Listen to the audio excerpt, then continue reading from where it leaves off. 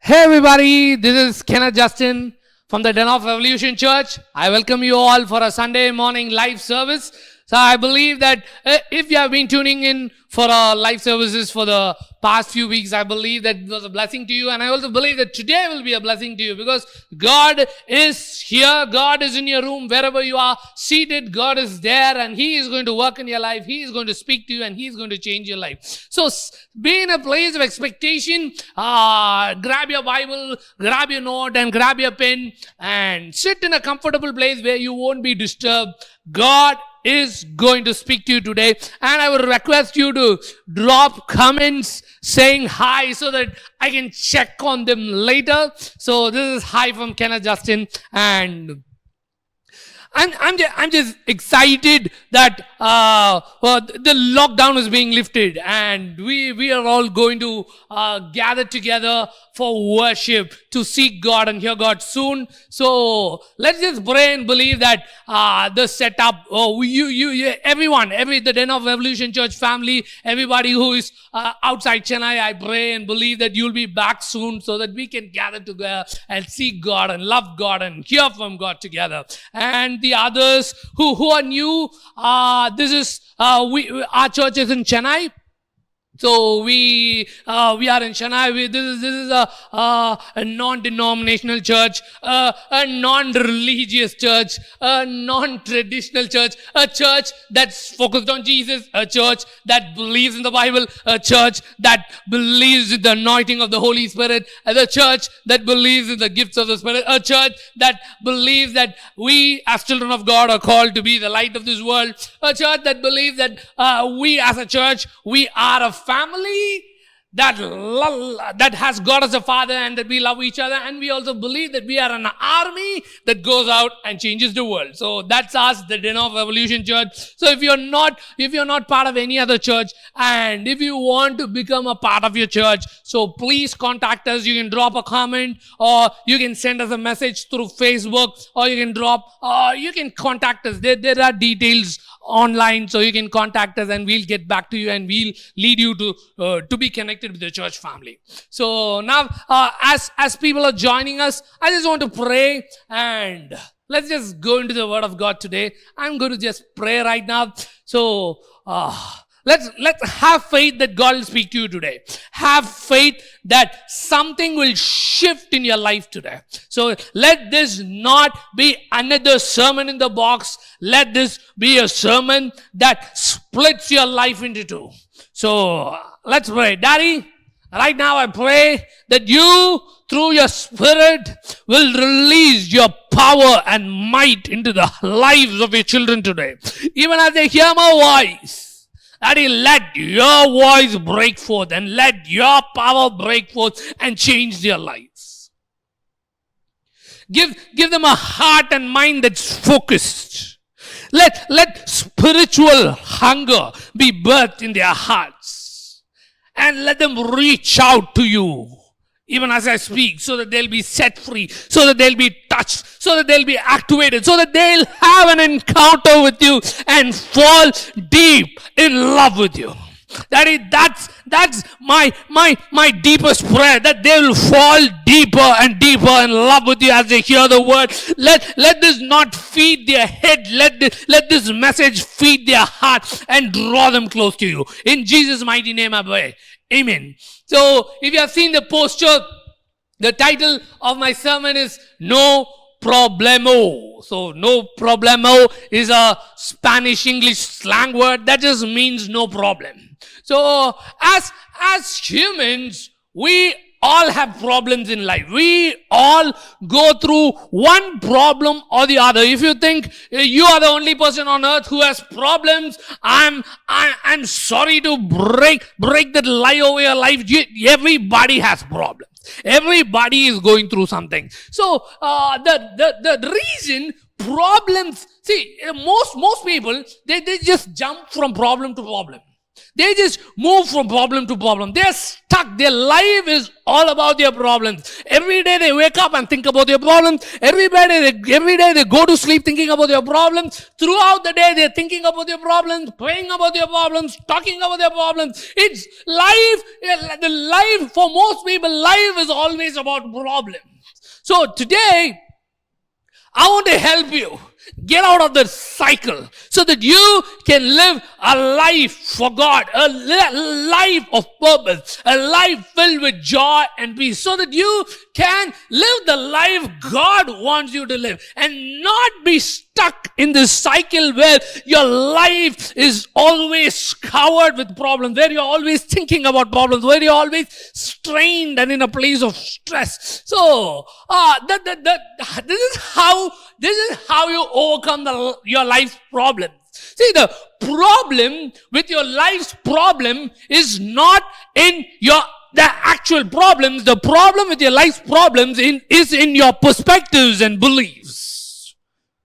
I'll repeat that again. The problem with your life's problems is not in your actual problems, but in your beliefs and in your perspectives. The beliefs and perspectives you have in your heart is the real problem. So I could say it this way: you don't have any problem. You just have a belief problem. You just have a perspective problem. The problem you think is a problem is not actually the real problem. The actual real problem is your belief and your perspectives. The perspectives and beliefs you hold in your heart are the actual problems of life. If you change your perspectives, if you change your beliefs, if you change how you see things, if you change how you think about things, you will overcome the problems of your life and you won't be overcome by the problems of your life. So it's a matter of changing your perspective.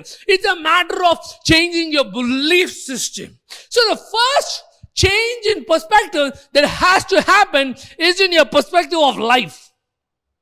You need to change your perspective of life. The reason most people are stressed out and strained and in a pool of worry, it's not because of their problem, but it's because of their expectation for a problem-free life. The big chunk of strain in your head is not because of your problem, but because you are expecting a life free from problems, a life free from battles, a life free from strain and pain. You are desiring that your life will someday become problem free. You are desiring that one day you won't have any battles, and that's the reason behind the biggest strain in your head.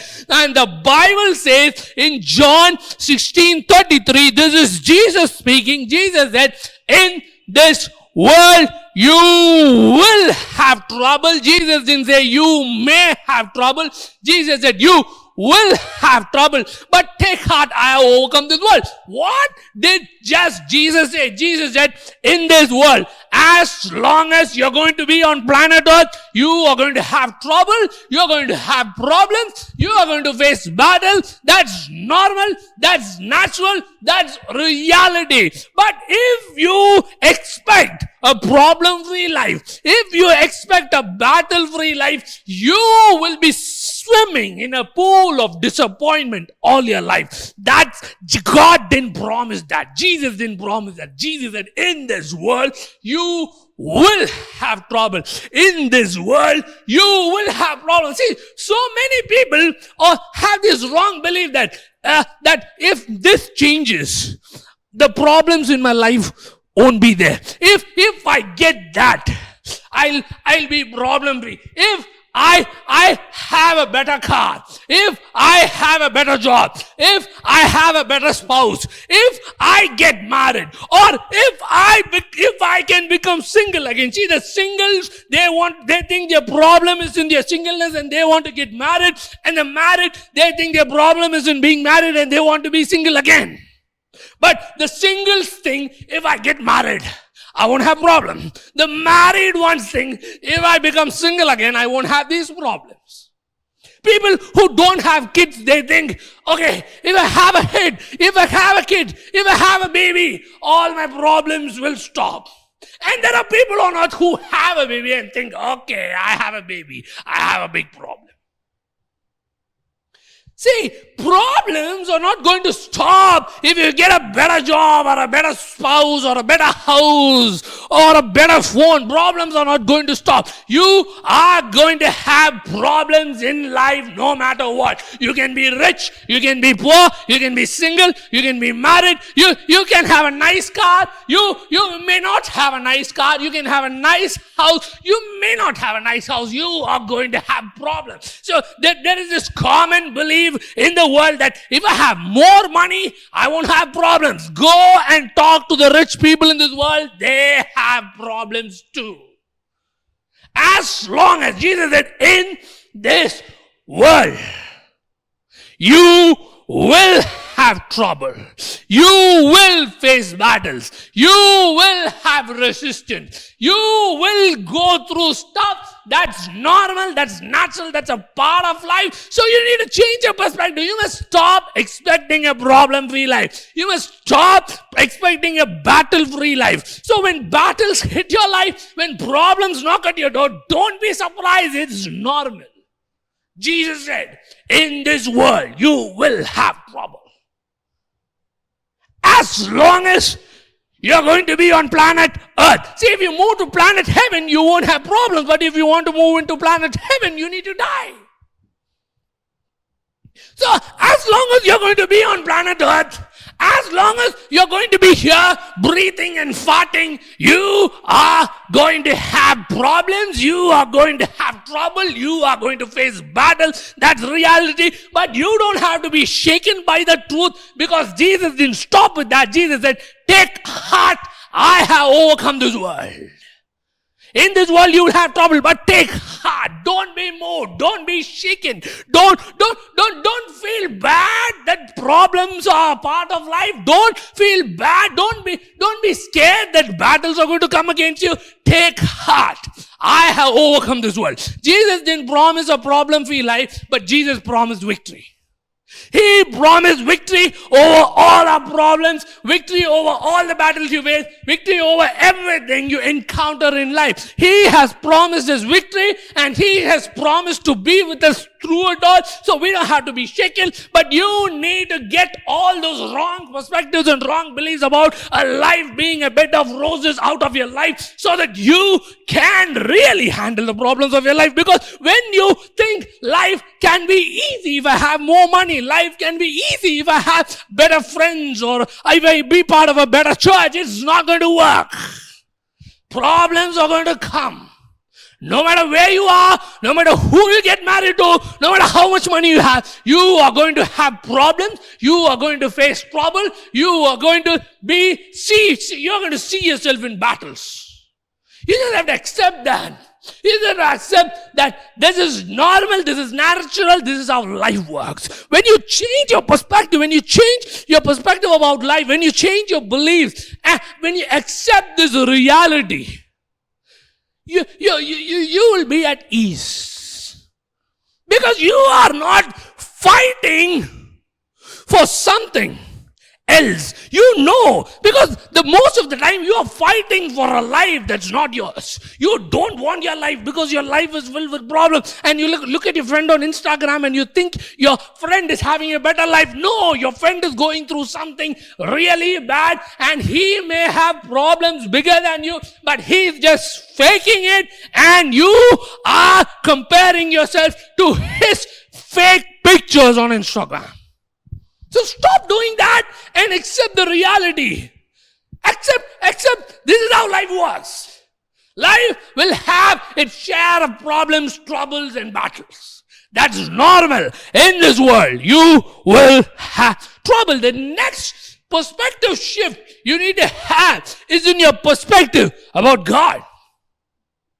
If you have the wrong perspective about God, life's problems will overcome you. Life's problems will put you down and walk over you. But if you have the right perspective about God, you will live above battles, you will live above your problems, you will live above your enemies. But for that, you need to get your perspective about God right. God is a good God.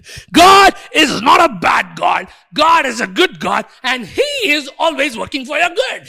He is not the mastermind behind your problems. He is not trying to teach you something by giving you some problem. He is not the one who kicked you out of your job. He is not the one who pushed you into that breakup. He is not the one who killed your baby. Okay, let's talk about funerals.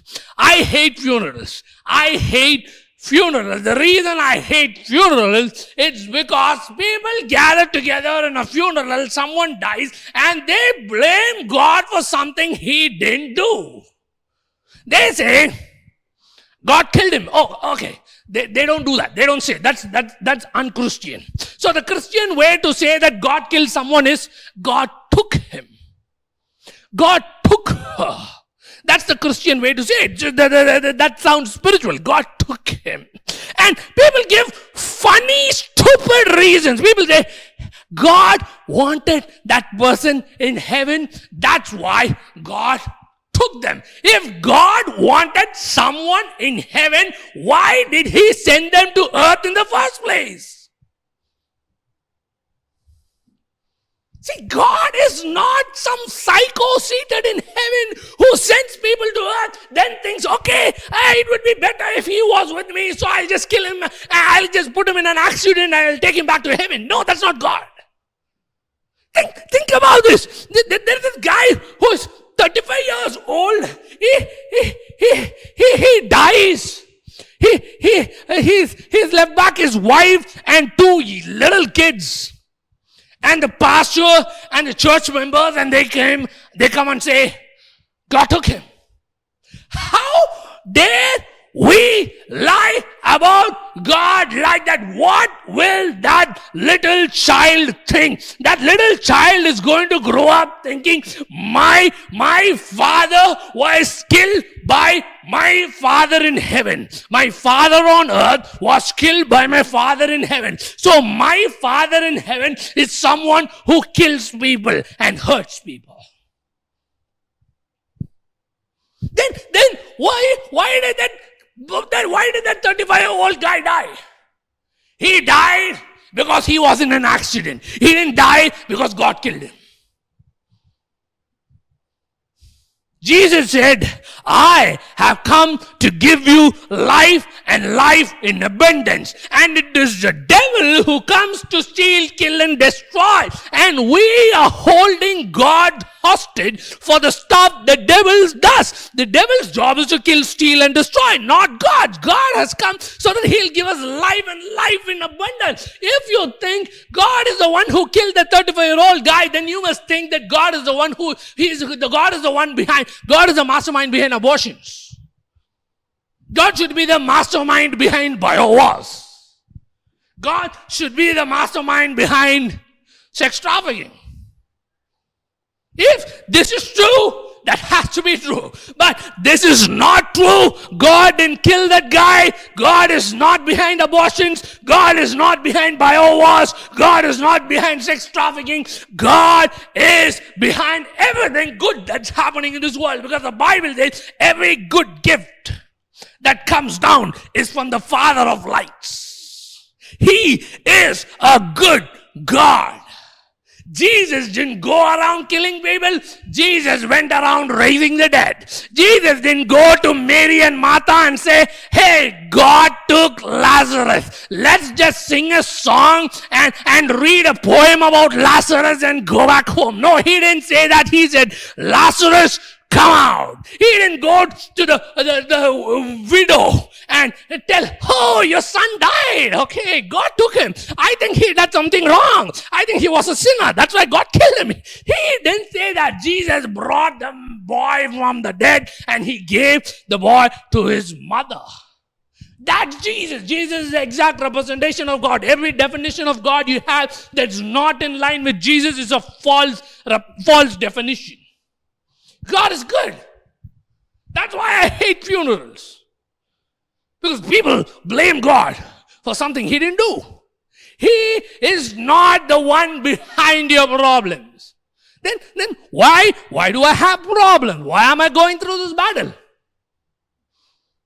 There is a bad devil out there. And there are bad people in this world. And you have the ability to make bad decisions.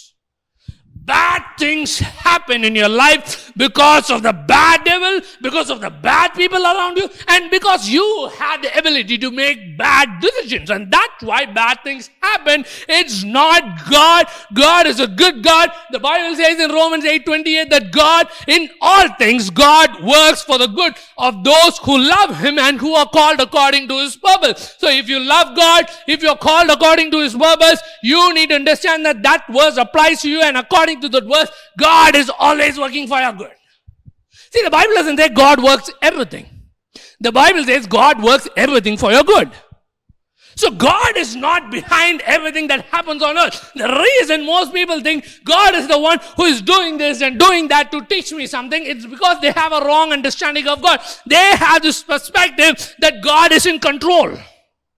See, God is not in control. God is not in control of everything. God is in charge of everything. God is not in control of this world. God is in charge of this world. God is not in control of your life. God is in charge of your life. There's a difference. You are not a puppet. The world is not filled with puppets. We are free will beings. We have the power to choose bad things and good things. And God is not a master seated in heaven who's playing with puppets. He's in charge, but He is not in control. Controlling someone else is witchcraft, and God doesn't do witchcraft. So the reason bad things happen, it's because there is a bad devil out there who comes to steal, kill, and destroy.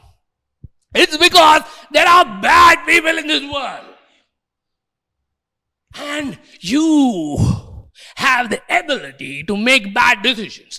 That's why bad things happen in your life. That's why problems enter your life. That's why you end up in battles you don't want to be. Why does God let good things happen to good? Why does God let bad things happen to good people? That's a question people post against God. Why does God let bad things happen to good people? First of all, show me good people.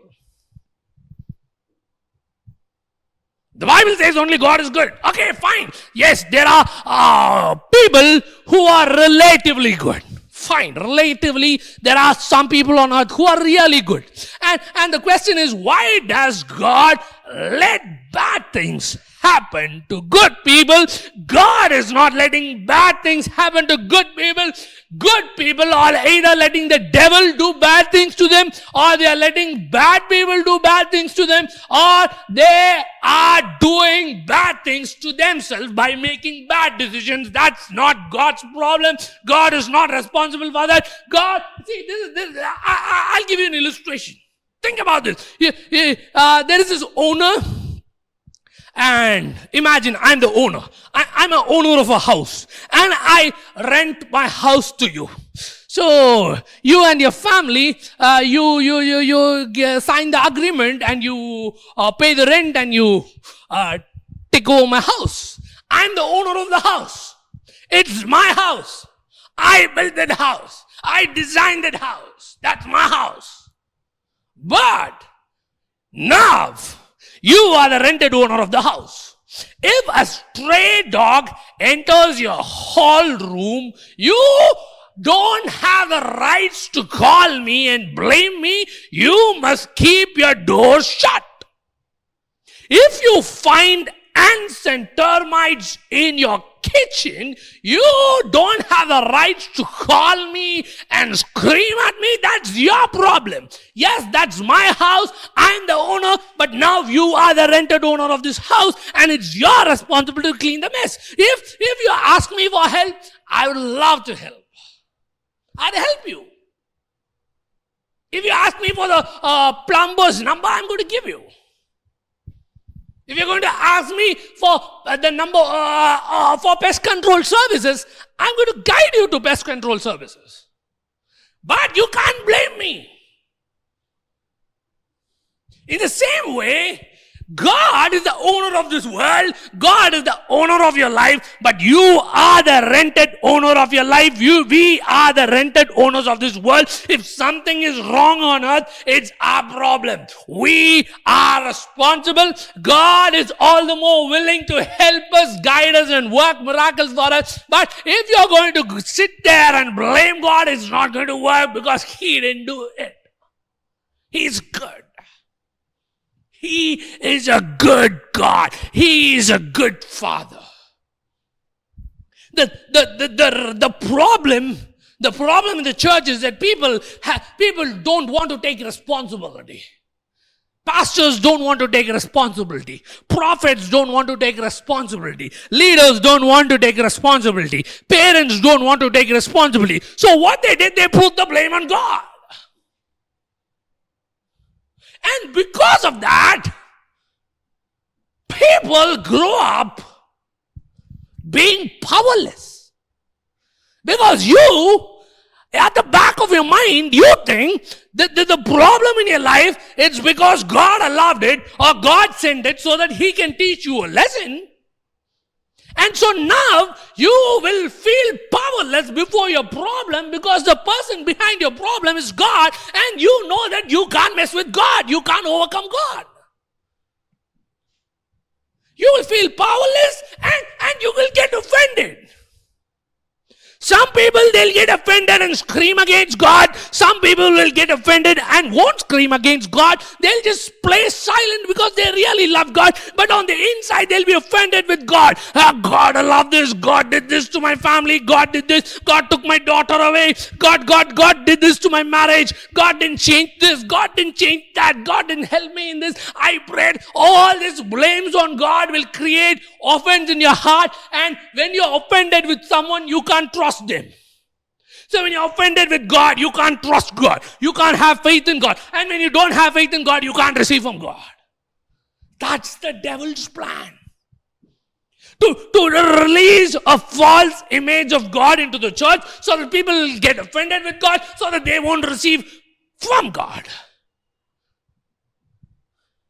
God, who is your help, becomes your opponent when you have the wrong perspective. But God, the Bible says, God is for you. God is not against you. God is for you, and He has good plans for your life. He is a good Father. He is a good God. He is beyond definition. He is beyond comprehension. You can't lock Him up into a three-line definition. He is beyond everything we can think of, but I can tell you that He is good.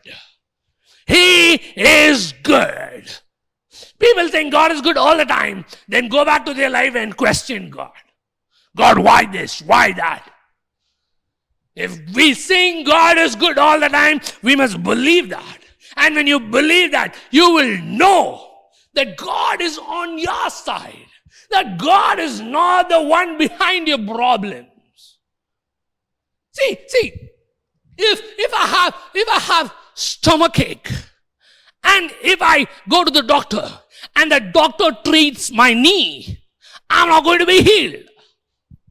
If the problem is because of the devil, or if the problem is because of the bad people in my life, or if the problem is because of my bad decision, and I blame God, the problem is not going to be solved. Stop blaming God. Shift your thinking. Change your perspective. God is good. He is always working for your good. He is a good God. He is not sending problems your way. He is not sending battles your way. He is the one who helps you. He is the one who guides you. He is the one who comforts you. He is the one who releases solutions into your life. He is the one who fights for you. He is the one who gives life for you. So change your perspective about God. Stop blaming God. When you stop blaming God, you will start having an upper hand over the problems in your life. This is one of the main reasons people are defeated. Because they think God is not in their team. They think God is the opponent, causing the problem to teach them something. That's not God. God doesn't, Jesus said, I'll send the Holy Spirit and the Holy Spirit will teach you. Jesus didn't say, I'll give you sickness, I'll give you problems, I'll take you through death, I'll take you through the wilderness. Yes, God took people through the wilderness. But that's not what you are going through. That's different. The people walk through the wilderness so that they can enter the promised land. John the Baptist went into the wilderness and he received the word of God. Jesus went into the wilderness and he defeated the devil on a one-on-one match with 3 verses. That's the wilderness. So how many victories did you have? And Moses had face-to-face encounters with God in the wilderness. Are you having face-to-face encounters with God in your wilderness? Or else don't use the word wilderness. You're not going through a wilderness. You're not going through a biblical wilderness. You are just unwise. You are just letting the devil run over you. And you're calling it God is taking me through the wilderness. God is not taking you through a wilderness. If God took you through the wilderness, there'll be a purpose behind it. And you will experience God. You will have encounters with God. You will defeat the devil. And you will walk into the promised land if you go through the wilderness. So the wilderness theology in the church is completely messed up. It's a lie. Change your perspective about God. The next perspective shift that has to happen is your perspective about yourself. You need to change how you see yourself. If you see yourself as someone weak, you will be overcome by your life's problem. If you see yourself as someone who can't do this and who can't handle this, who can't overcome this, if you see yourself as someone weak, you can't overcome life's problems. People say, I'm weak, but God is with me. I'm weak, but His grace is upon me. See, that's not the truth. If you're weak and His grace is on your life, you won't be weak. Because His grace replaces your weakness with strength. That's the grace of God. You can't be weak if you're with God. That's a lie you're believing. You're seeing yourself with you have a wrong belief about yourself. You think you're weak. You are not weak. You have God with you. You have God in you. You are a child of God. You are anointed of God. You are filled with the Spirit of God. You can't be weak. You are just believing the lies in your head. And if you remove those lies from your head, you will have an upper hand over the problems of your life. Stop thinking you're weak. Stop seeing yourself as someone who is small and weak and defeated. You're not that.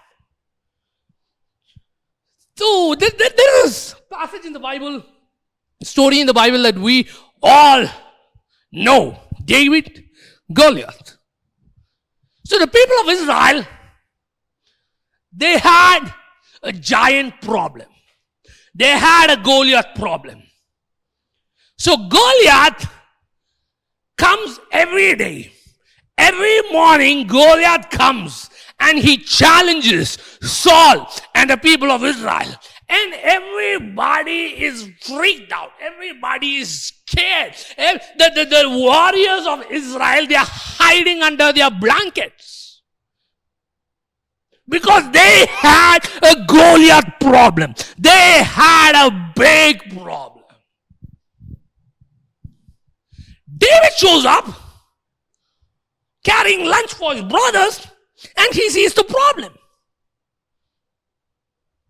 And when he sees the problem, like the warriors of Israel, he didn't run away from the problem, he ran towards the problem.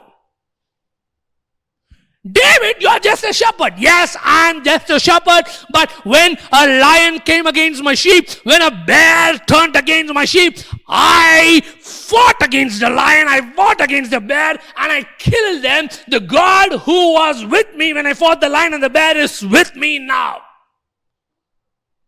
David, Goliath is big. David, Goliath is strong. David, Goliath is a warrior. I don't care. What? See, the people of Israel faced Goliath. David faced Goliath. Same problem. Same problem.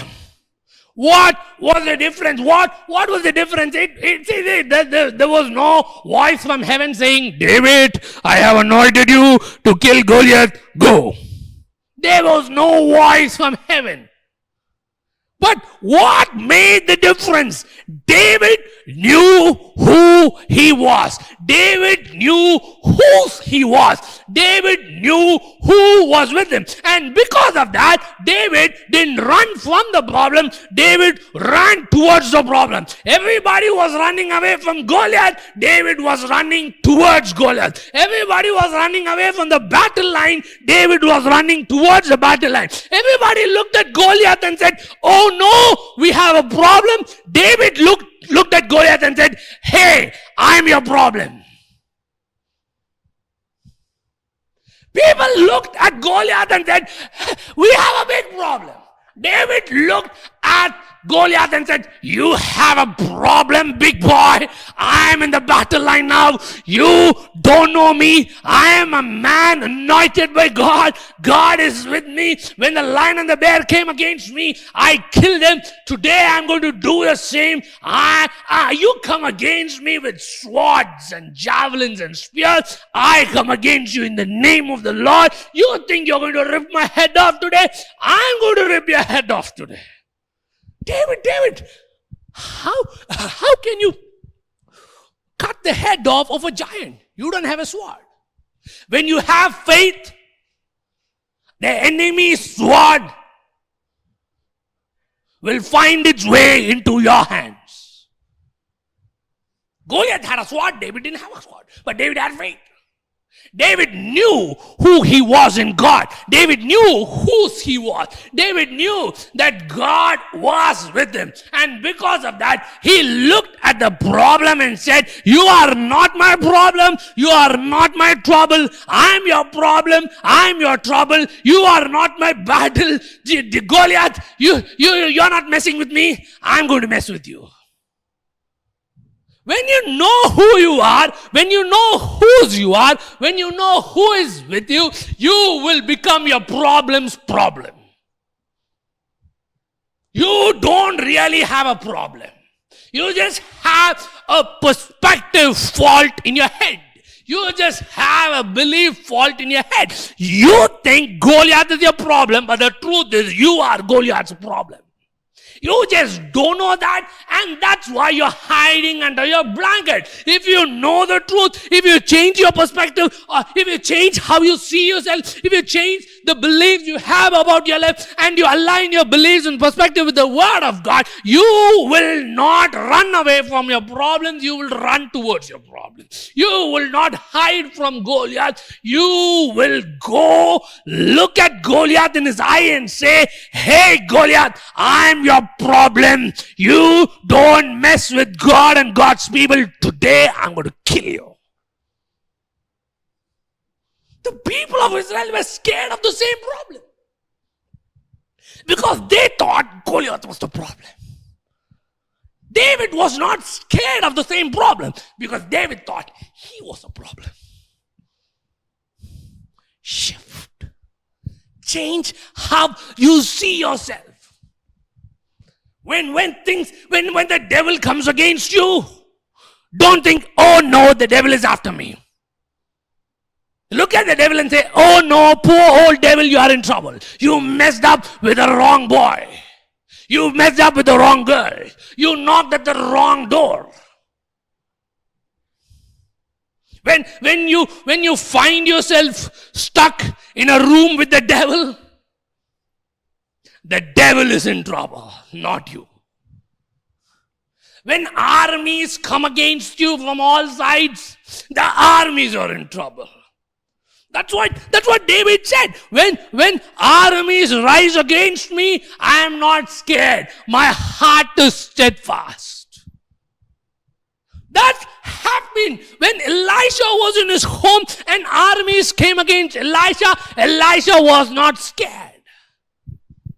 Because he knew the ones who are with me are greater and stronger than the ones who are against me. And because of that perspective shift, Elisha was not scared. Elisha knew that day the enemy army was not his problem. That day he knew that he was the problem of the enemy army because he blinded the armies.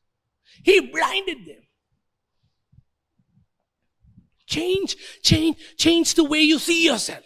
Change your perspective. You are a child of God. You are anointed of God. You are not weak. That's a lie from the pit of hell. You are strong. You are powerful because God has filled you with the Spirit. When you see yourself like that, you will not be moved by your problems. You will know that you are your problem's problem. So change your perspective. And the next perspective shift, the belief shift that has to happen is in the solutions of your problems. You need to change your perspective of the solutions of your problems. The Bible says Jesus is the lamb slain before the foundation of the world. Even before Adam had the fruit, even before Eve took the fruit from the serpent, even before there was a sin problem, God had a Jesus solution. So even before Adam had his fall, God in eternity planned the Jesus solution. Jesus was not God's plan out of shock. Jesus was not God's plan because there was a problem. God lives in eternity. God is not limited by time. He is not controlled by time. He lives in eternity. He is above and beyond time. And He knows when something is going to happen. And He was able to see from eternity that Adam is going to mess up, Eve is going to mess up, and He came up with a Jesus solution. That's why the Bible says Jesus is the lamb slain before the foundation of the world. The people of Israel, they had an Egyptian problem, but even before they had an Egyptian problem, God had a Canaan solution. God didn't come up with the Canaan idea when He saw His people were being oppressed by the Egyptians. God talked to Abraham hundreds of years before, and He told him, I'm going to take your people, I'm going to take the generations after you, and I'm going to put them in a land flowing with milk and honey. That was God's promise. The promise came before the problem. Moses was not God's plan B. God didn't think about Moses when the Egyptians were oppressing Israelites. While God was talking to Abraham about the promise, about the captivity, and about the Exodus, and about the promised land, while God was discussing all these things with Abraham, God was thinking about Moses. Moses was not God's plan B. So, what am I trying to say? Even before a problem hits your life, God has the solution in hand. God, you can be shaken by the problems in your life. You can be shocked by the problems or the battles that come against you. When someone betrays you or leaves you, when someone does something that you didn't expect, you're shocked. But God is not shocked. God knows. And He crafted the solution way before the problem came. When you know this, You will not be moved by a problem. See, the reason we are moved or shaken by a problem, it's not because of the actual problem. It's because we start having these thoughts. What am I going to do? What will this problem do to my life? What will this problem do to my family? How am I going to overcome this? Will I ever be able to solve this?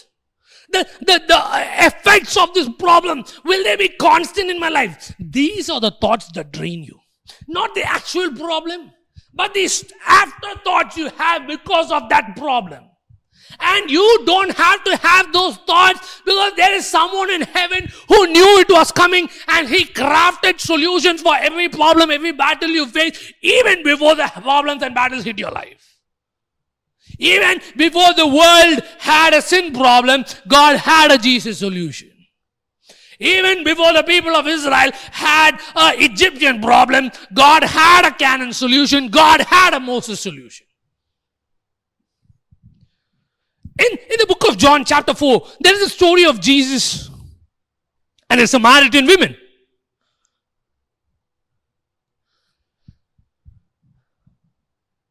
Even before the Samaritan women had a water problem, even before the Samaritan women had 5 husbands problem, even before she went through all of that, hundreds of years before, God inspired Jacob to dig a well, so that well will become the coffee shop in which Jesus will sit with the Samaritan women and talk her out of a life of misery, talk her out of a life of relational problems, talk her out of everything that was messing her heart. Even before she had all those problems, God had inspired Jacob to dig a well. Jacob would have thought, I'm digging this well so that I can have water, so that my children can have water, so that the people in this place can have water. But little did he know that God had the Samaritan women in mind while Jacob was working in the well. That's God.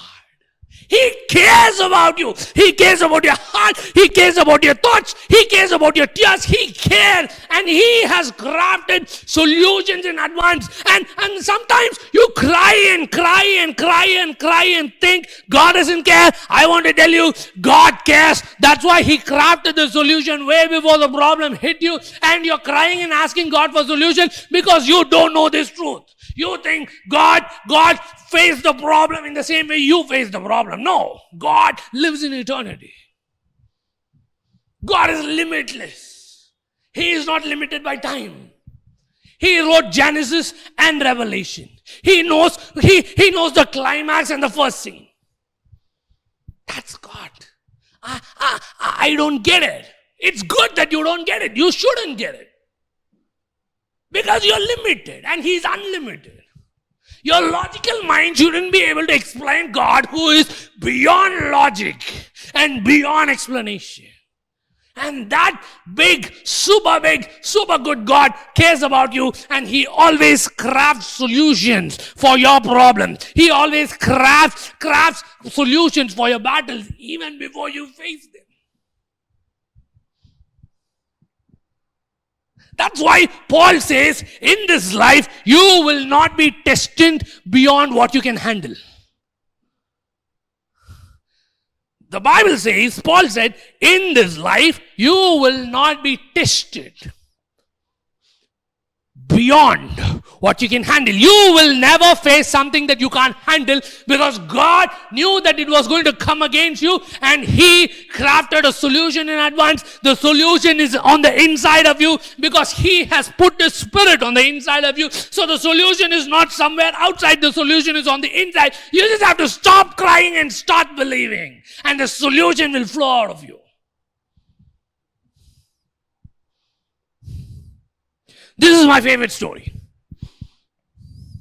One day, a man had this thought. He had this thought to plant a seed. And he planted the seed. And the tree started growing. And the seed was on the roadside. It was not on the road. Because if you plant a seed on the road, the birds will come and take it away, according to the parable of the sower. So he planted the seed beside the road where there was sand and mud. So he planted the seed, and a beautiful, strong tree started growing. Slowly, the tree started growing. And in that same town, a baby was born.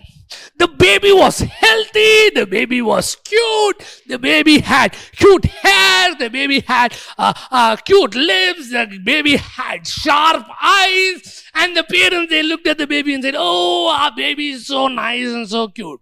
And this baby started growing, the baby was healthy. But when the baby was 5 years old, the parents, they looked at the baby and they said, hey, my baby is not growing properly.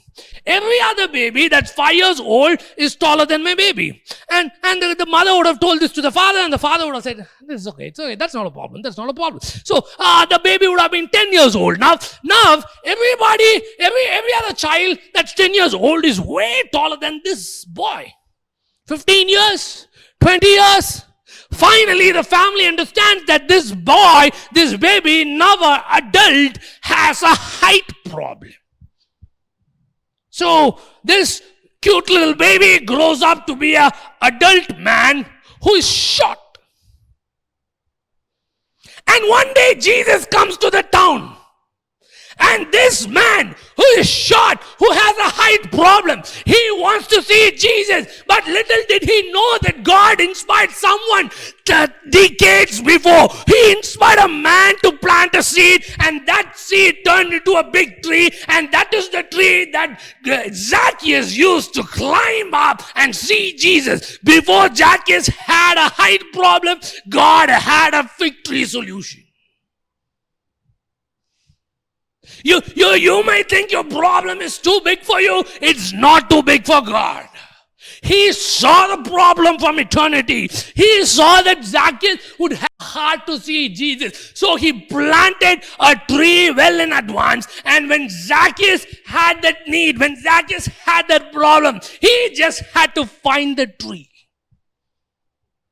So stop looking at your problems and thinking, oh no, what's going to happen? Oh no, how am I going to handle this? Oh no, I can't overcome this. I'll never overcome this. Just stop saying that and start looking at your problems and say, yes, I have a height problem, but somewhere around here is a tree that's going to solve my height problem. Yes, I have a relational problem, but somewhere here there is a well where I'm going to have an encounter with Jesus, where I'm going to have coffee with Jesus and He is going to change my life. Yes, I have an Egyptian problem, but there is Moses who is on the way. Moses is walking towards me. I don't know, I can't see him, but he's walking towards me. Yes, I have a sin problem, but God in eternity planned that He would send His own Son into this world so that He can die for me, so that through Him I'll have eternal life, so that through Him I'll have forgiveness, so that through Him I'll have access to God.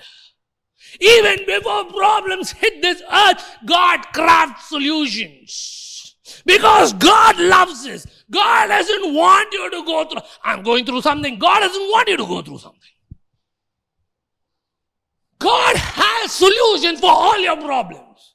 And He doesn't check His pocket when the problem hits. He has solutions lined up in heaven. This is how I imagine it. There's a box up in heaven for everybody. There's this box up in heaven, everybody, with your name written on it. For me, it would have, there will be a box in heaven that says Kenneth. God knows every problem I'm going to face. God knows every setback I'm going to have. God knows every mess I'm going to create. God knows every battle I'm going to face. God knows the people who are going to be with me. God knows the people who are going to leave me. God knows the people who are going to be with me for some time and then leave me. God knows the people who are going to love me so well for a few years and then hate me. God knows all of that.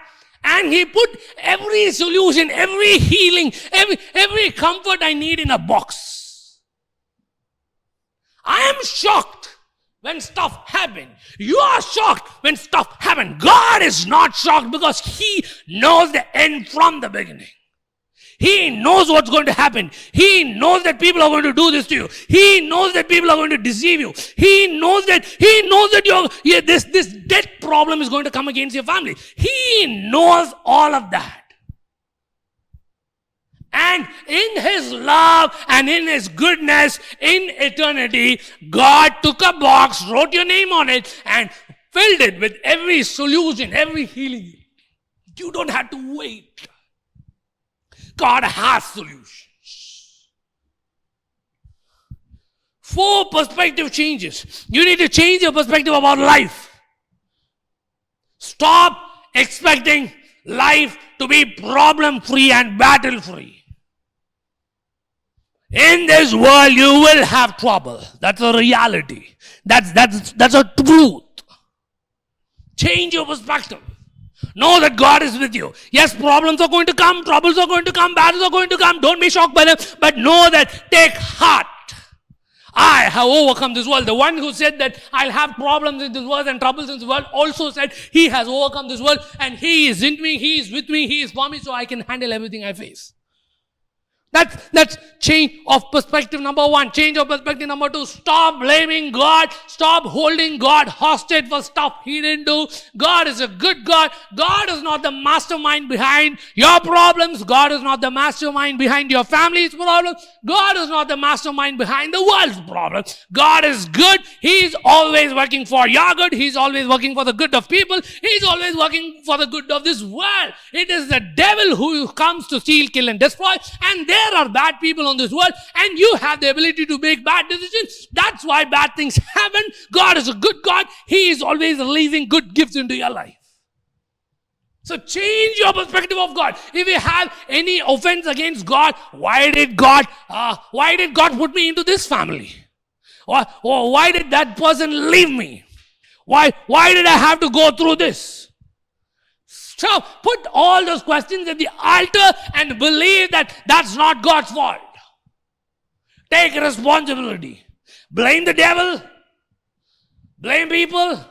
Blame your bad decisions. But you have to take responsibility. The devil is just doing his job. You can't blame the devil and sit back and wait for the devil to repent. The devil is not repenting. You can blame the devil, but you have to take responsibility for your problems. And you can't blame bad people. Bad people do bad stuff because they are faithful to the devil. So stop expecting bad people to change and you change. And if because of your bad decisions, battles have entered your life, stop accusing yourself. Stop condemning yourself. God didn't say, okay, now that you have found out the truth, okay, accuse yourself, condemn yourself, be guilty. No, that's not why God is giving you the truth. God is giving you the truth so that you will stop blaming Him. God is not saying don't blame me because God is hurt.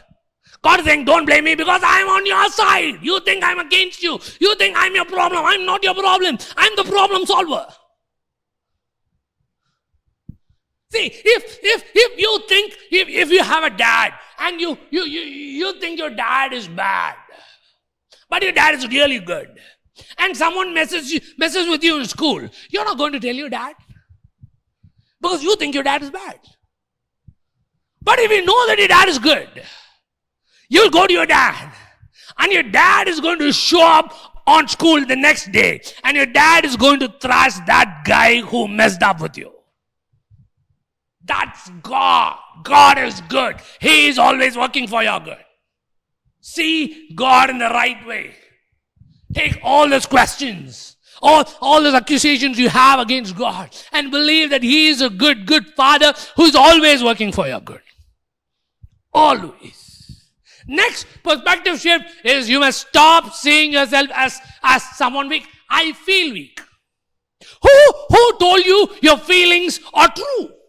Is there a verse in the Bible that says your feelings are real and true? No.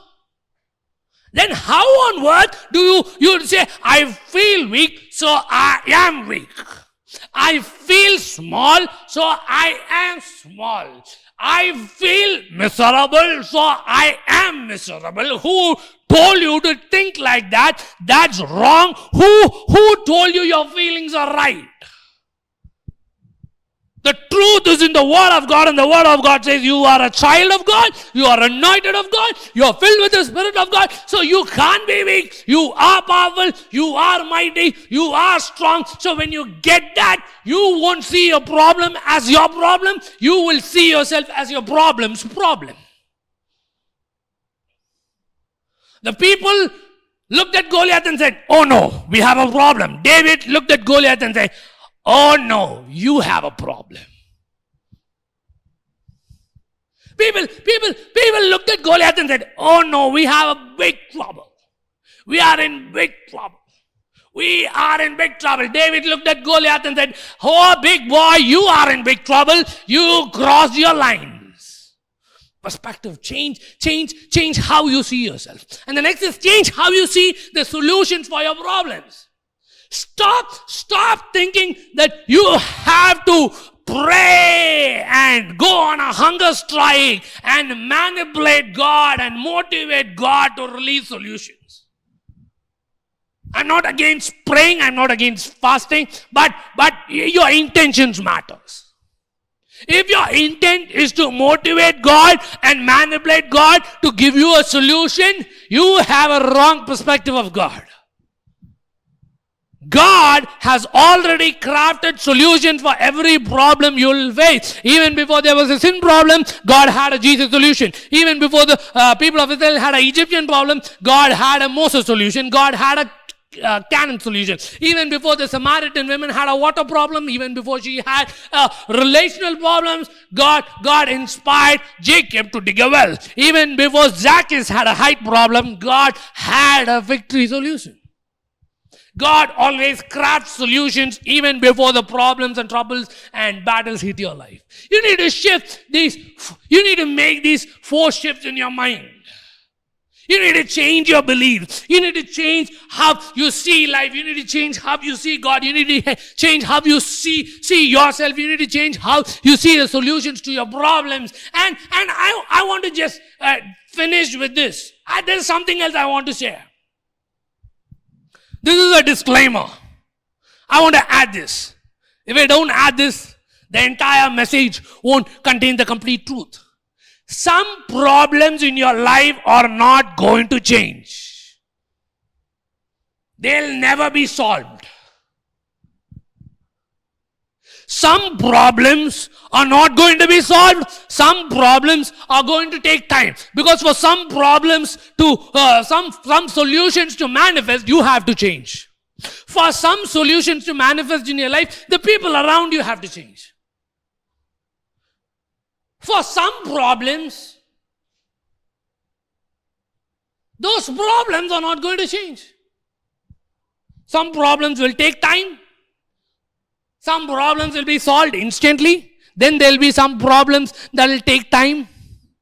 And there will be some problems in your life that will never be solved. Paul's thorn in the flesh. Paul goes to Jesus and says, hey Jesus, I have this thorn in the flesh, please take it. Jesus says, my grace is sufficient for me. My grace is sufficient for you. And Paul goes to Jesus again. Jesus, it's painful, it's hard, it's tough. Please take this thorn from my flesh. And Jesus says, my grace is sufficient for you. Jesus, it looks like Jesus didn't solve the problem. But I want to break it. The traditional belief that Paul's thorn in the flesh is a sickness is wrong. It's a babyish interpretation of the Bible. If you let a baby interpret the Bible, the baby will say, Paul's thorn in the flesh is sickness.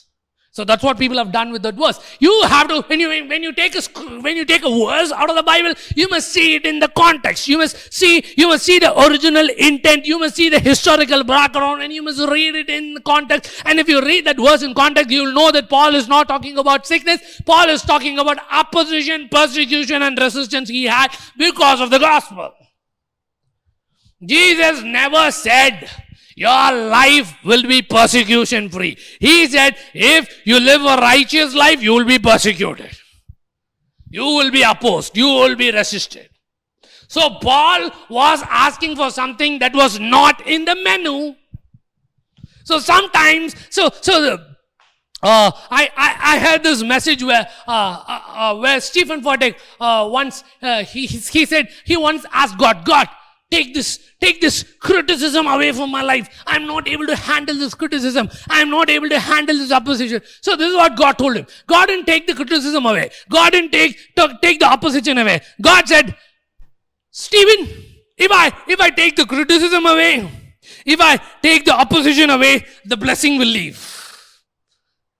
The criticism and opposition is because of the blessing. So some problems in our life are not actually problems. They are just battles and opposition and resistance because of our calling, because of the gospel, because we have Jesus in our mouth and a Bible in our hands. Those problems will not be solved. So you must not go and apply this to those problems. And there are other problems that will require you to make changes, and God in His wisdom will tell you to make those changes. And there are other problems that will be solved only when the people around you change. See, if you want your family problem to change, everybody in your family has to align to God. You can't go and say, hey, God had a fig tree solution even before I had the height problem. That's a personal problem. When there is a family problem, the entire family has to align with God. So we are left with problems that will get solved immediately if I change my perspectives. And then there are problems that will take time because I have to make some changes, or the people around in my life have to make some changes. And there are problems that will never change. Paul always had the thorn in the flesh. Till the end. What was that? Persecution, opposition, resistance, because of his calling, because of the revelations he carried, because he was carrying the gospel to places. Battles. Because of the gospel. So, what do? Before Jesus said, in this world, you will have trouble. In this world, you will have trouble. Take out, I have overcome this world. Jesus said, I've told you all these things because in me, you may have peace. Peace is not the absence of problems. Peace is the presence of Jesus Christ. You have Jesus with you. Before Jesus left this earth, he looked at his disciples and said, I'll never leave you till the very end of age. I'll always be with you. That's a promise that rings throughout Scripture. I'll be with you. I'll never leave you. I'll never leave you nor forsake you. Even if your father and mother leave you, I will not leave you. I'll always be with you. That's God's constant promise over his people.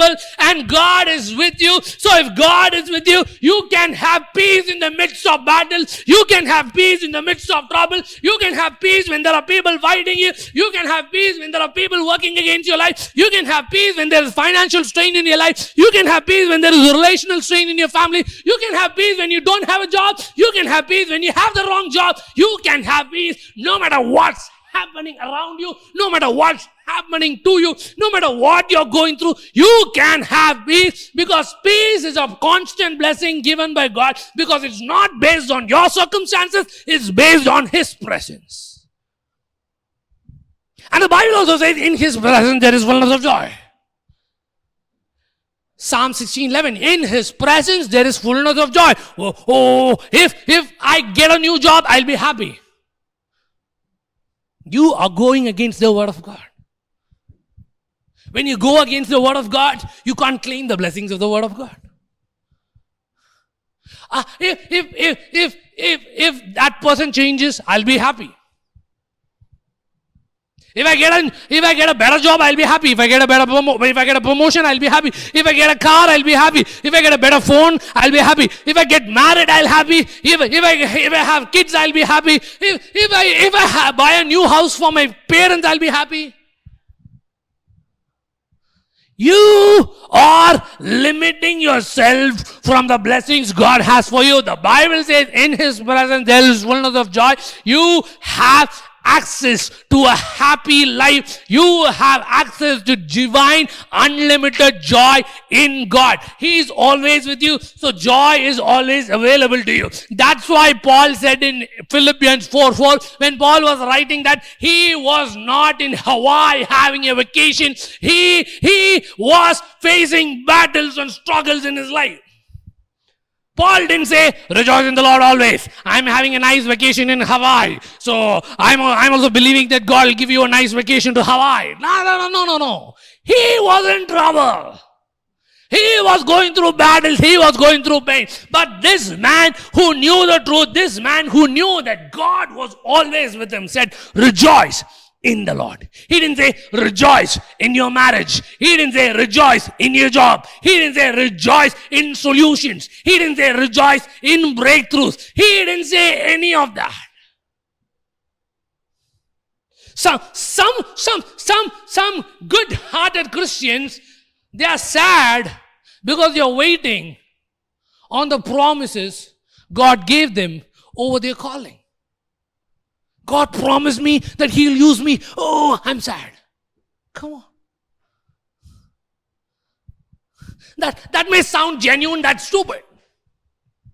God never asked you to wait with a sad face. God, when are you going to use me? God, when are you going to use me to shake darkness? When are you going to use me to shake the hell out of the devil? God, when are you going to use me to help children? God, when are you going to use me to preach the gospel? God, I'm sad, please, God, fast. That's not what God wants you to do. God wants you to be happy and at peace through the process. Yes, it's taking time. Yes, it's been years since that prophet prophesied over you. Be happy no matter what, because happiness is not a product of your circumstances. Happiness is not a product. It is not even product. It's not a product of the fulfillment of God's promises. Happiness is a product of His presence. God is with me. Yes, I'm surrounded by crocodiles. Yes, I'm surrounded by sharks, but God is with me. Yes, I am in this tiny boat and there are crocodiles outside. There are killer sharks outside, but God is with me in the boat. And I can be at peace. I can have joy. I can dance in the boat, looking at those sharks and looking at those crocodiles, smiling at them, knowing that my God has already crafted the solutions to handle those crocodiles and sharks, and I can be happy in the midst of battle. I can have peace in the midst of trouble. And you don't have to wait to be happy. You don't have to wait till you get your job to be happy. You can be happy wherever you are. You don't have to wait till you get a better job to be happy. You can be happy wherever you are. You don't have to wait to get promoted to be happy. You can be happy wherever you are. You don't have to wait to get married. You don't have to wait to have kids. You don't have to wait to walk in your calling. You don't have to wait to see that dream come through. You don't have to wait for that healing you're waiting for to be happy.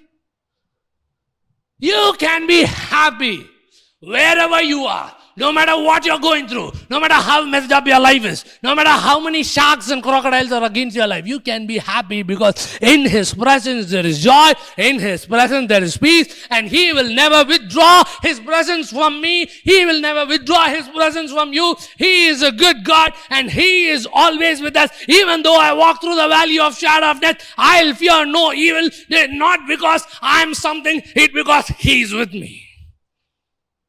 And because He is with me, I'm not scared. God didn't say, I'll never take you. You'll never walk through the valley of shadow of death. God didn't say that. God said, you will walk through the valley of shadow of death, but I'll be with you. We are going to handle everything together. We are going to face those battles together. We are going to face those heartbreaks together. We are going to face everything together. I'm going to work with you. I'm going to fight for you. I'm going to help you and strengthen you through it. But I want you to be happy through it all, because some problems are going to be in your life till the end. And some problems are not going to change because of the messed up people you're connected with. But you can be happy. You can be at peace because God is with you. So four perspective shifts and one add-on. So change your perspective about life. Change your perspective about God. Change your beliefs about God. Change your perspective about yourself. Change how you see yourself. Change how you see God. See God through the Word. See yourself through the Word of God. And change how you see the solutions of your problems. God has already crafted solutions for all your problems. And no matter what you're going through, no matter what you're facing, no matter what you're waiting on, no matter how bad your situation is, you can be happy. You can have peace. Because God is with you. Because God is with you. God will never leave you. And that shifts everything. And when you understand these truths, when you grab a hold of these truths, you will move from being a problem camper you will become a problem solver. You are not called to be a problem camper, jumping from one problem to another problem. Then that problem gets solved and a new problem shows up and you're always thinking about that problem. Then that problem gets sorted out somehow. Some of you don't sort out your problems. You just stack up all your problems and you're like moving on with life. You are a problem camper, but God didn't call you to be a problem camper. God designed you and called you to be a problem solver. Not just solve the problems in your life, not just solve the problems in your family, not just to solve the problems in your neighborhood, but to solve the problems in the world. You are a problem solver. So stop being a problem camper and start being the problem solver God called you to be. God has a purpose for your life. God has dreams for your life. God has a great plan for your life. Stop being problem focused. Stop letting your problems overcome you and overcome your problems with the truths that I have presented to you so that you can do what God has called you to do, so that you can be the light to this dark world, so that you can be the problem solver the world is waiting for. The world is going through a financial problem. The world is going through emotional problem. The world is going through a mental problem. The world is going through a sexuality problem. The world is going through a morality problem. The world has million problems and you are carrying the solution of solutions, Jesus Christ. And you are a problem solver. So stop letting the problems in your life strain you and drain you. Change your perspectives. Get high on joy. Get high on peace in His presence and go out and do what God has called you to do. Let's pray. Daddy, I believe that your word has worked wonders in the hearts of your children. Daddy, I pray that this truth will be protected in their heart, that this truth will not be taken away by the devil. I pray protection over this word.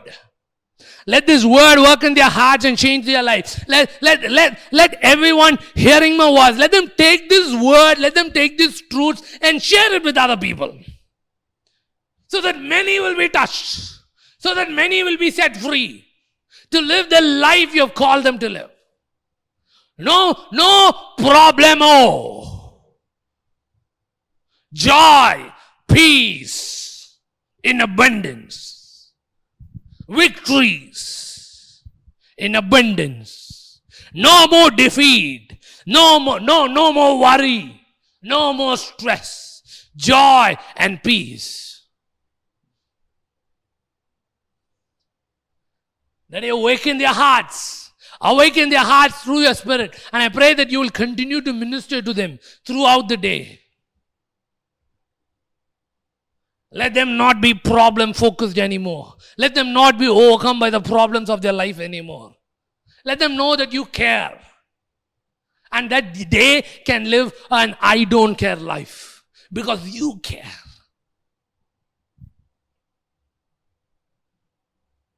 Daddy, I ask you all this in the mighty name of Jesus. Amen.